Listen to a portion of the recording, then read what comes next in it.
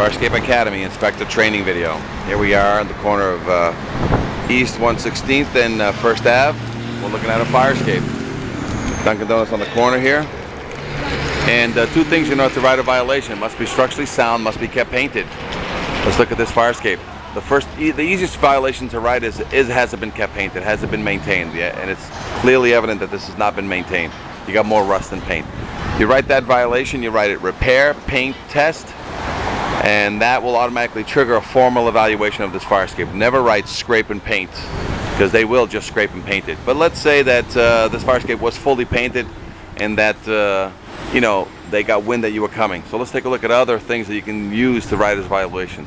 The first thing you see is the original square bolts on this fire escape. All the treads have square bolts, all the connections of the brackets have square bolts, the platforms have square bolts. That's impossible in the 50 to 75 year life of a fire escape that the original square bolts are still there. So the evaluation coming back from an engineer should include that 100% of all the treads should be rebolted, cleaned of all internal rust. Any major structural connections need to be rebolted, and or if the bolts look good, reinforced with a new bolt so that it's doubled up. And then you have all the minor connections, which is railings and other minor things. Those can be done and original bolting can stay.